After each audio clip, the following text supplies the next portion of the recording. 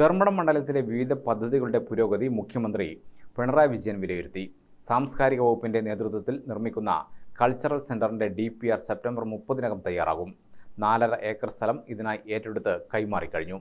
നിശ്ചയിച്ച സമയത്ത് പദ്ധതി പൂർത്തീകരിക്കണമെന്ന് മുഖ്യമന്ത്രി ഉദ്യോഗസ്ഥർക്ക് നിർദ്ദേശം നൽകി.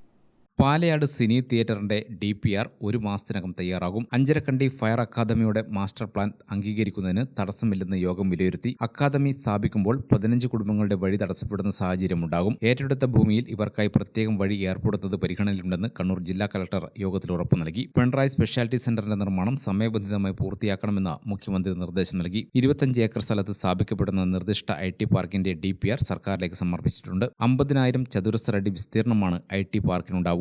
ഓപ്പൺ എയർ ഓഡിറ്റോറിയവും ക്ലബ്ബ് ഹൗസും ഫുഡ് കോർട്ടും IT പാർക്കിന്റെ ഭാഗമാകും. 293 കോടി രൂപ മുതൽ മുടക്കിലാണ് പാർക്ക് സ്ഥാപിക്കുന്നത്. 2025-ൽ പദ്ധതി ടെൻഡർ ചെയ്യും.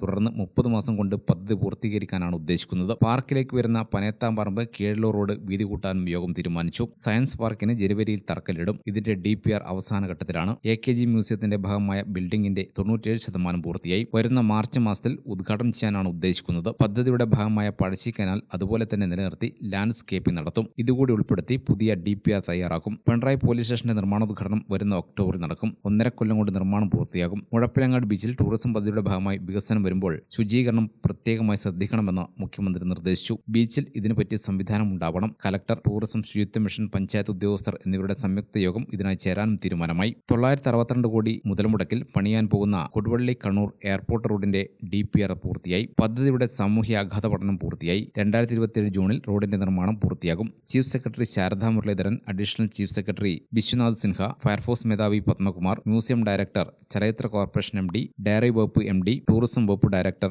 DHS, KRFB MD, കണ്ണൂർ ജില്ലാ കളക്ടർ, ആർളം ഫാം MD, മറ്റു ഉദ്യോഗസ്ഥർ തുടങ്ങിയവർ പങ്കെടുത്തു. News desk Gramika.